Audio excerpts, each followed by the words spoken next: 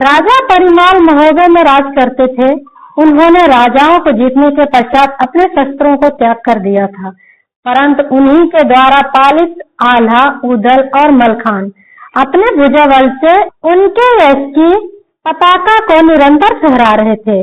परंतु कुछ छत्री बनाकर गोत्री इन वीरों को अपने से नीचा मानते थे, परंतु युद्ध में इनके सामने उनकी अकड़ मिट जाती थी। माहिल परिमाल की पत्नी मल्हाना का सगा भाई था, पर वो अपनी पत्नी चाल से बाज नहीं आता था। हर समय वो हानि पहुंचाने की कोशिश करता रहता था। पहले तो युद्ध के लिए प्रेरित करता, फिर शत्रुओं को उनके विरुद्ध भड़काता। एक बार माहिल ने राजा परिमाल के दरबार में काबुली घोड़े को जमकर तारीफ की। राजा ने अपने दरबार के वीरों के सामने पान का बीड़ा रखकर चुनौती स्वीकार करने को कहा। चुनौती स्वीकार करने के लिए कोई छत्री नहीं उठा तो राजा उदास हुआ। उसी समय दरबार में उदल आ गया। माहिल ने उदल को उकसाया तो उदल ने बीड़ा उठा लिया। राजा अपने प्यारे पालित पुत्र को काबुल में लंबी यात्रा पर भेजने को तैयार नहीं थे। उदल ने हठ किया तो राजा देवा को उदय के साथ जाने को कहा। राजा ने दोनों को 14 खच्चर मंगवा कर दिए और सोने के मुहर भी खर्च के लिए दी। इसके पश्चात दोनों रानी मल्हाना, माता दिवला और माता तिलका से आशीर्वाद लेने गए। सब जानती थी कि उदल ने प्रण कर लिया है तो अब इसे रोका नहीं जा सकता, अतः सबने आशीर्वाद देकर विदा कर दिया। आला ने भी समझाया पर उदल तो जाने को ठान चुका था। फिर ढेवा अपने मनोरथ घोड़े पर और उदल अपने गदुल घोड़े पर सवार होकर चल पड़े। कई दिन चलने के बाद वे एक नगर में जा पहुंचे। उन्होंने खेतों में गाय चराते लोगों से नगर का नाम पूछा तो उत्तर में मिला कि आगे जो दिखाई दे रहा है वह नरवरगढ़ है। इस शहर का दूसरा नाम मौरंगगढ़ भी है। यहाँ राजा नरपत सिंह राज करते हैं। तब तक वे नरवरगढ़ में पहुंच ही गए। उदल ने पानी भरने वाली पनिहारन से कहा, मेरे घोड़े को पानी पिला दो। पनिहारन बोली, मैं राजकुमारी फुलवा की दासी हूँ, पानी तो क्या पिलाऊंगी, यदि राजा को पता चल गया तो हे राहगीर, तुम्हारा घोड़ा भी छिन जाएगा, जेल की हवा खाओगे तो अलग। उदल ने कहा, ये फुलवा कौन है जिसकी इतनी अकड़ है? दासी बोली, फुलवा राजा नरपत की राजकुमारी है, अति सुंदर है, रोज सवेरे ताजे फूलों से तौली जाती है। उदल ने अपना घोड़ा आगे बढ़ाया और फुलवा के बगीचे में जा पहुंचा। दोनों ने अपने घोड़े बांधे। देवा वहां रुकने का खतरा मोल नहीं लेना चाहता था, पर उदल ने कहा, तुम जाकर घोड़ों के लिए चारा लेकर आओ, रात को रुकेंगे और सवेरे चलेंगे। देवा के जाते ही माली आ गया। उसने बाग में गर्दा उड़ाने का विरोध किया और वे चले जाने को कहा। राजा का भय दिखाया उदल ने कहा, एक रात की छूट दे दो, सुबह हम अपनी रात चले जाएंगे। यह कहते हुए वह सोने का एक हार माली को निकाल कर दे दिया। माली तो फूला न समाया। घर गया तो मालिन ने खुशी का कारण पूछा। मालिन ने तो हार दिखाया और कहा, तुम भी चली जाओ, तुम्हें भी कुछ अवश्य मिल जाएगा। हिरिया नाम की एक मालिन तुरंत बगिया में जा पहुंची। उदल ने मालिन को भी एक मोहरों का बना हार दे दिया। मालिन ने उदल से परिचय पूछा तो उदल ने उसे असली परिचय दे दिया कि वे महोबे के राजकुमार है। मालिन को यह भी बताया कि हमारे बड़े भाई आला नैनागढ़ में जाए हैं, रानी सुनमा मेरी भाभी लगती है। उसने कहा, सुनवा मेरी बहन ही लगती है, मैं भी नैनागढ़ से ही हूँ, आप मेरे भी देवर हो, मैं आपकी सहायता करूंगी। तभी देवा रातब लेकर आ गया। घोड़े को रातब डाल दिया। देवा बोला, अब जल्दी ही अपनी मंजिल की ओर चल पड़ो, हमें घोड़े खरीदने काबुल जाना है। उदल बोला, जाएंगे, अवश्य जाएंगे, पर फुलवा को देखे बिना मैं कहीं नहीं जाऊंगा। इतना कहकर उदल मालिन के घर पर चले गए। रिश्ता तो पहले से ही बना लिया था, वही रुकने लगे। महीनों तक फुलवा से मिलने का मार्ग नहीं मिला। देवा को सलाह की। उसने बताया कि 4 लड़ी वाला हार बनाओ, नारी वेश बनाकर हिरिया के साथ फुलवा के महल में चले जाओ। उपाय उदल को अच्छा लगा। वह हिरिया मालिन के साथ नारी वेश बनाकर तथा 4 लड़ी का हार बनाकर उसमें मोती भी पिरोए साथ लेकर फुलवा के महल में जा पहुंचा। हिरिया मालिन उदल नारी वेश पर था को लेकर सतखंडा पर जा पहुंची। फुलवा ने पूछा, यह 4 लड़ी का हार किसने गूंथा है? गांठें भी इतनी सख्त लगाई हैं, यह मर्दाना हाथ की गांठें हैं। तब हिरिया ने बताया, महोबे से हमारी बहनौती भांजी आई है, उसी ने यह हार बनाया है। फुलवा ने उसे बुलाने का आदेश दिया। उदल को तो वह नीचे खड़ा करके गई थी, उसे लिवाकर सतखंडा पर ले गई। साज श्रृंगार करके घूंघट करके उदल फुलवा के पास महल में जा पहुंचे। फुलवा ने पूछा, जनाने महल में हाथ भर का घूंघट क्यों निकाल कर रखा है? हिरिया ने कहा, यह बड़ी शर्मीली है। फुलवा ने पीढ़ा बिछा दिया, पर उदल उस पर नहीं बैठे। हिरिया ने बात संभाली, यह मेरी भांजी महोबे के राजा परिमाल की पुत्री चंद्रवली की मालिन है। वहाँ उनके साथ पलंग पर बैठकर ही चौरस खेलती है, नीचे पटरे या पीढ़े पर नहीं बैठती। फुलवा ने पलंग पर पर्याप्त जगह छोड़ दी, परंतु उदल सिरहाने जा बैठे। फुलवा के मन में संदेह तो हुआ। तब फुलवा ने महोबे के महलों का हाल पूछा। उदल ने सब जवाब स्त्रियों जैसे स्वर में बताया। फुलवा ने पूछा, आल्हा और उदल का विवाह कहाँ से हुआ है? तब उदल ने बताया, आला का विवाह नैनागढ़ की राजकुमारी सुनवा के साथ हुआ है। अभी उदल कुमारे हैं, उनका विवाह होना बाकी है। कि तुम्हारे पाँव मर्दों जैसे मोटे क्यों सख्त दिखाई पड़ रहे हैं? फिर फुलवा ने हिरिया मालिन से कहा, आज इसे यही छोड़ दे, सुबह वापस ले जाना, मैं इसके साथ चौरस खेलूंगी। हिरिया मालिन घर चली गई। फुलवा और उदल चौरस खेलने लगे। अभी जोरदार हवा चली और ओढ़ना हट गया। उदल की कमर में कटार दिखाई पड़ गई। फिर तो फुलवा ने कहा, मैंने तुम्हें पहचान लिया, तुम महोबे के उदल हो। जब तुम मांडवगढ़ में जोगी रूप बनकर आए थे, तब मैं वहीं थी। अब तो उदल को स्वीकार करना ही पड़ा। फुलवा ने कहा कि हम आपस में विवाह रचा लेते हैं। उदल ने कहा, इस प्रकार चोरी से विवाह करने से हमारी राजपुतानी स्थान में भट्टा लग जाएगा। हम महोबे से बारात लेकर आएंगे और विधि पूर्वक विदा कराकर ले जाएंगे। उदल ने विवाह का आश्वासन गंगा जली उठाकर दिया। फिर फुलवा ने खाना खाने के लिए आग्रह किया, परंतु उदल ने कहा, बिना ब्याह के तो मैं तुम्हारे हाथ का खाना नहीं खाऊंगा और न ही तुम्हारी रेस पर पांव रखूंगा, इससे मेरी राजपुतानी आन टूटती है। उदल की बात फुलवा ने मान ली। सुबह को जल्दी ही पालकी में बिठाकर हिरिया मालिन ने उसे लिवा ले गई। मकरंद ठाकुर ने हिरिया से पूछा तो उसने अपनी बहनौती बताकर पीछा छुड़वाया। मालिन के घर पहुंचकर उदल ने कपड़े बदले। देवा ने कहा कि फुलवा को मैं भी देखना चाहता हूँ। तब दोनों ने अपनी जोगी वाली बुदड़ी निकाली और जोगी बनकर गाते बजाते महल के सामने जा पहुँचे। बांदी ने जाकर रानी को योगियों की बात सुनाई। रानी ने कहा, उन योगियों को महल में बुलवाओ, हम भी देखेंगे। दासी ने देर नहीं लगाई, दौड़ी दौड़ी योगियों के पास गई और बुलाकर ले आई। राजा ने उन्हें अपने पास बुला लिया। उदल ने बाएं हाथ से राजा को प्रणाम किया तो राजा नाराज हो गए। तब योगियों ने कहा, जिस हाथ में सुमेरनी माला जपते हैं, राम नाम लेते हैं, उस हाथ से आपकी बंदगी करने से हमारा योग भंग हो जाता है, इसलिए बाएं हाथ का उपयोग करते हैं। फिर तो राजा की आज्ञा से योगी गाने बजाने लगे। उदल की तान और ढेवा की खंजरी की आवाज से सबके मन मोह लिए। वाह वाह होने लगी। राजा नरपत बहुत प्रसन्न हुए। उदय सिंह राय ने नृत्य करना शुरू कर दिया। महलों की दीवारें तक मोहित हो गई। राजा ने आग्रह किया, योगी आज यहीं विश्राम करे तथा हमारा अतिथि स्वीकार करे। उदल ने कहा, महाराज, ब्राह्मण का बना भोजन करके हमारा योग भंग हो जाएगा। हम केवल कुमारी कन्याएं या बाल ब्रह्मचारी के हाथ से ही बना भोजन करते हैं। राजा ने आग्रह किया, हमारी कन्या फुलवा के हाथ से भोजन बनवाता हूँ, आप स्वीकार कीजिए। पुत्र मकरंद से राजा ने कहा, दोनों योगियों को महल में ले जाओ, फुलवा के द्वारा भोजन तैयार करवा कर उन्हें भोजन करवाओ। मकरंद ने राजा की आज्ञा का पालन किया। दोनों भोजन करने बैठ गए। फुलवा ने स्वयं भोजन परोसा। उदल ने ढेवा से कहा, फुलवा को भली प्रकार निहार लो। भोजन करने को कहा गया तो उदल ने सोचा, मैं ब्याह से पहले फुलवा के हाथ का भोजन करूंगा तो मेरी जान वान घट जाएगी। तभी उदल ने बेहोश होने का नाटक किया।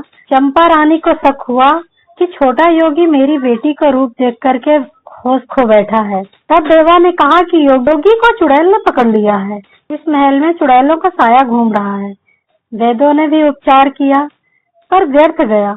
तब स्वयं फुलवा आई, धीरे धीरे उदल के कानों में बोली, क्यों बहाने बना रहे हो, तुम्हारा काम हो गया ना, अब जल्दी महोबा जाओ और पूरी तैयारी के साथ आकर मेरे साथ भावर डलवाकर मुझे ब्याह कर ले जाओ। उदल उठ गया और चलने की तैयारी करने लगा। मालिन के घर पहुंचकर वस्त्र बदले और महोबा को वापस चलने के लिए विचार आते ही सोचा, काबुल गए न घोड़े खरीदे, जो धन लेकर आए थे वह सब खर्च हो गया। राजा परिमाल अग्रज आला को क्या जवाब देंगे। तब ढेबा ने उदल से कहा, तुम पागल का नाटक करो, बाकी मैं संभाल लूंगा, जो करना होगा मैं कह लूंगा। दोनों उदल और ढेबा लौटकर महोबा पहुंचे। तंबू कीर्ति सागर के पास लगा दिया। एक पलंग पर उदल को लिटा दिया। राजा परिमाल के दरबार में जाकर प्रणाम किया।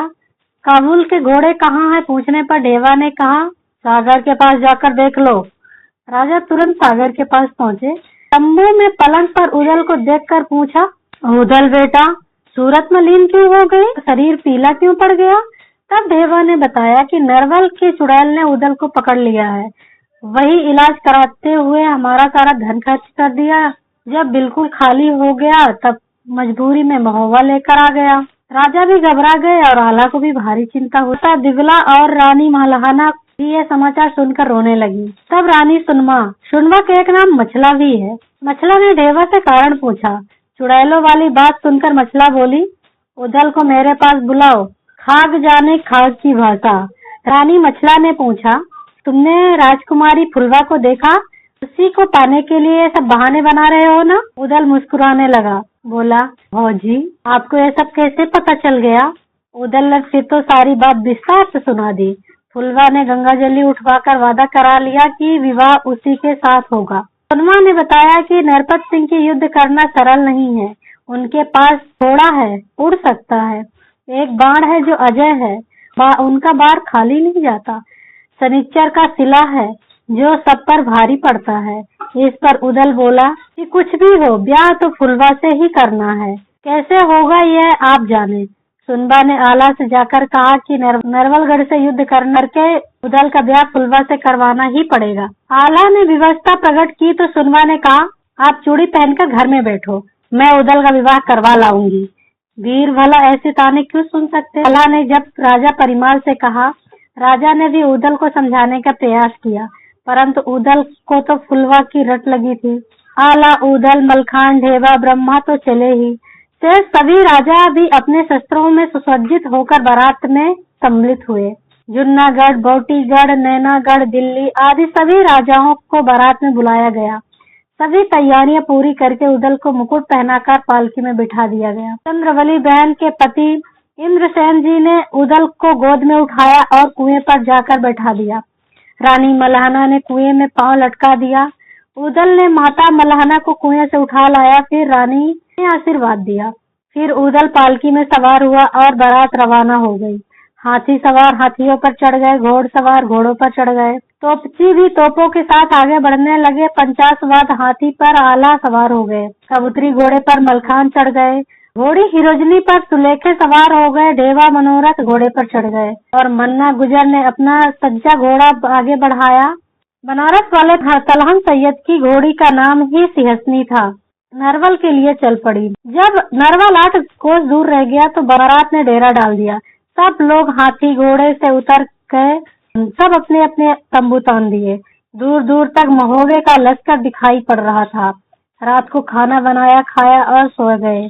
प्रातःकाल वीर मलखान ने रूपन वारी को बुलाया और येपन वारी ले जाने को कहा। पहले तो मना किया, पर फिर रूपन तैयार हो गया। उसने उदल का ही घोड़ा बैदुल साथ लिया। उदल वारी बैगनी रंग की पगड़ी पहनी, नागदौन का भाला लिया और ढाल, तलवार बूंदी वाली लेकर एपन वारी देने चला। जवान ने रोक कर पूछा, कौन हो, कहाँ से आए हो। तब रूपन ने कहा, महोबे का राजा परिमाल का सेवक हूँ, उदल के ब्याह के लिए बारात लेकर आया हूँ। मेरा नाम रूपन है और मैं एपन वारी लेकर आया हूँ। हमारा नेक जो बनता है हमें दे दो। मेरा नेक है द्वार पर 4 घंटे तक तलवार चलेगी। राजा नरपत सिंह ने वारी को दरबार में हाजिर करने को कहा, परंतु जब तक रूपन दरबार में पहुंच चुका था, रूपन ने एपन वारी शगुन की चिट्ठी राजा को पास रख दी। तब नरपत राव ने सिलहट के राजा विजय सिंह को रूपन पर वार करने को आदेश दिया। विजय सिंह की साख पर वार रूपन बचा लिया, पर जब रूपन ने भाला चलाया तो वह घायल होकर जमीन पर गिर पड़ा। उपस्थित क्षत्रियों ने एक साथ हमला कर दिया। रूपन ने भी तलवार खींच ली और अनेक क्षत्रियों को दरबार में गिरा दिया। फिर रूपन तलवार चलाते हुए घोड़े को भगाता हुआ फाटक से बाहर निकल आया। रक्त रंजित रूपन को लश्कर में आते हुए देखकर वीर मलखान ने नरवल का हाल पूछा। रूपन ने बताया, द्वार पर भारी युद्ध हुआ, किंतु मैं अपना काम पूरा करके आया हूँ। नरवलगढ़ के फौज तैयार हो गई। मकरंदी के नेतृत्व में मारू बजाने लगे। उधर मलखान के नेतृत्व में महोबा की बारात भी युद्ध के लिए तैयार थी। दोनों ओर से सेना आगे बढ़ी। मकरंदी ने वीर मलखान से परिचय पूछा तो वह बोला, आला का भाई महोबे से उदल का ब्याहने के लिए नरवल आए हैं। चुपचाप फुलवा का विवाह उदल से करवा दो तो युद्ध में होने वाले विनाश से बच जाओगे। इतना सुनकर मकरंदी ने तोपाचियों को तोप चलाने का हुक्म दिया। तोप दोनों तरफ से चलने लगी। धुआंधार मारा मारी मच गई। हाथियों का गोला लगता तो हाथी गिरते तो अपने नीचे कईयों को दबा देता था। घोड़े को गोला लगता तो भागता हुआ कई सैनिकों पर चढ़ जाता था। यदि गोला सैनिक पर पड़ता तो सैनिक के चिथड़े उड़ जाते। ऐसे भयंकर लड़ाई के बीच से घोड़ा दौड़कर मकरंदी महाराज महल में जा पहुंचा। अजीता वाण सैल सनीचर तथा काठ का घोड़ा लेकर पुनः युद्ध करने आ गया। पहले मालिन हिरिया के पास गया। हिरिया भी जादूगरनी थी। उसकी हमदर्दी तो महोबे वालों से भी थी, परंतु नरवलगढ़ का नमक खाया था, इसलिए मकरंदी की सहायता करने आ गई थी। मकरंदी ने सैल सनीचर और अजीता बाण का प्रयोग किया, पर जब हिरिया मालिन का जादू चला तो महोबे की फौज बेहोश हो गई। मलखान ने साग चलाई तो काठ का घोड़ा मकरंदी को लेकर उड़ गया। साग धरती पर गिरा। मकरंदी ने सैल सनीचर चलाई तो कबूतरी घोड़ी भी उड़कर वार बचा गई, पर घोड़ी लगड़ी हो गई। जादू के प्रभाव से सबके हाथ सुन्न हो गए थे। महोबे की ओर से आए सभी वीर राजा बंदी बनवा लिए गए। यह देखकर उदल ने अपना मुकुट उतारा और पगड़ी बांधी और हथियार लेकर बैदुल घोड़े पर सवार हो गया। युद्ध करने पहुंच गया। उस पर जादू का प्रभाव नहीं था। उधर नरवलगढ़ की सेना को पान की तरह आसानी से काटते हुए आगे बढ़ने लगा। हाथियों के 22 हौदे खाली करते हुए उदल आगे बढ़ गया। मकरंद ने जब गुर्ज उठाकर वार करना चाहा तो हिरिया ने रोक दिया। बोली, यह दूल्हा है, इस पर वार मत करना। यह कहकर हिरिया ने अपना जादू कर दिया। बैदुल घोड़ा खड़ा रह गया। मकरंदी ने फुर्ती से उदल को बंदी बना लिया। फिर तो उसे लेकर तुरंत नरवलगढ़ की ओर भाग गया। सेना तो पहले से ही जादू के प्रभाव में अचेत पड़ी थी। आला को ढेवा ने लश्कर में जाकर के उदल और सेना की हाल बताए वह चिंतित हो गया। आला ने तो ढेवा से कहा, अब सुनबा को महोबे से लिवा लाओ, जादू का जवाब वही दे सकती है। ढेवा तुरंत महोबे को चल दिया। महोबे में माता ढेवा से हाल जानकर रोने लगी। सुनबा रानी ने तब आकर माता दिवला से पूछा। हाल जानकर वह बोली, मेरा बच्चा छोटा है, नहीं मैं अभी तुरंत ढेवा के साथ चल जाती, परंतु मैं अभी देवी की पूजा करके कुछ उपाय करती हूँ। रानी सुनवा मड़िया में देवी के ध्यान में बैठ गई। देवी प्रकट हुई। तब देवी ने पूछा, सुनवा से ने समस्या बताई। तब देवी ने जादू हटाने की अमृतमय धुनी की भस्म दे दी। उधर मैं नरवलगढ़ जाकर बाण अजीता, सैल सनीचर और काठ के घोड़े को छिपा देती हूँ। माँ दुर्गा की धुनी की भस्म पुड़िया लेकर ढेवा को दे दी। बिना देर वापस आला के पास पहुँचा। आला ने अपनी हाथी 50 वात सजवाया। उधर मलखान और ढेवा ने अमृतमय भस्म अपने लश्कर पर छिड़क दिया। सब राम राम करते हुए खड़े हो गए। 50 वात पर आला चढ़ गया और घोड़ा पतिया पर मलखान चढ़ गया। सारी सेना फिर चैतन्य होकर युद्ध के लिए तैयार हो गई। मकरंद ठाकुर भी फिर युद्ध के लिए तैयार होकर चला। सैल सनीचर और बाण अजीता अपनी जगह से गायब थे। काठ का घोड़ा खड़ा था पर निष्प्राण था। मकरंदी मन में घबरा गया, परंतु युद्ध करने के लिए अपने लड़ने लगा। भारी युद्ध हुआ। जी बार महोबे वाले वीर ने ऐसी मार मचाई कि नरवल के सेना भागते खड़ी हुई। मकरंदी ने हिरिया मालिन को जादू चलाने को कहा। हिरिया ने मलखान पर जादू का कई बार किया पर निष्फल गया। मलखान ने कहा, मुझ पर किसी प्रकार का जादू नहीं चल सकता। मैं पुष्य नक्षत्र में जन्मा हूँ। कुंडली में 12वें स्थान पर बृहस्पति बैठे हैं। मुझे काल का भी डर नहीं है। मलखान हिरिया के पास जा पहुँचा और जल्दी से उसके जूड़ा काट लिया। फिर तो जिस पर जादू का प्रभाव था वे सब ठीक हो गए। जादू बेअसर हो गया। मकरंदी आगे बढ़ा और मलके पर वार किया। ढाल लड़ाकर मलके ने बाघ बचा लिया। फिर मलखान ने चोट करी। मकरंदी गिरा। अवसर पाते ही मलखान ने उसे बंदी बना लिया। नरवलगढ़ की फौज तो भाग खड़ी। राजा नरपत ने आला के सामने आकर दीन स्वर में मकरंदी को छुड़वाने की गुहार लगाई। फुलवा के विवाह का वादा किया। तब आल्हा ने उदल को रिहा करने की शर्त रखी। नरपत सिंह ने उदल को ही नहीं सभी को रिहाई कर दी। राजा नरपत ने महल में ले जाकर पंडित बुलवाया। भावर की तैयारी शुरू कर दी। तभी माहिल मामा शकुनी मामा वहाँ पहुँचे। राजा नरपत को भड़काना चालू कर दिया। बनाफरों को ब्याह न करने का उपाय सुझाया। उसकी सलाह पर 2000 हथियारबंद सैनिक कोठरी में छिपा दिए गए। आल्हा ने कहा गया कि सभी घर परिवार के लोग भावर पर आए। जैसे वे घर घर के लोग मंडप पर पहुँचे, फाटक बंद कर लिया गया। पहली भावर पड़ते ही मकरंदी ने तलवार की वार किया। जैसे ही मलकान ने रोक लिया, दूसरी कोठरियों से निकलकर सैनिक आक्रमण कर दिया, परंतु महोबे वाले ने ऐसी तलवार चलाई कि सब मारे गए और जो बचे थे वो भाग गए। मकरंदी को फिर कैद कर लिया गया और 7 भावर पूरी हो गई। राजा ने कहा, अब आपको विदा कर दूंगा और फुलवा का डोला दूंगा, पर भात बनवा दिया है, आप भात खाकर ही विदा किए जाएंगे। मकरंदी छोड़ दिए गए। अब महोबे वाले भात खाने पंगत में बैठे। जैसे ही खाना शुरू किया, मकरंदी ने अपने सिपाही फिर बुला लिए और हमला करा दिया। महोबे वालों के पास पानी के लोटे थे, उन्होंने लोटों से ही वार करने शुरू कर दिए। 3 घंटे तक लोटों बारों से ही उनके सैनिकों के छक्के छुड़ा दिए।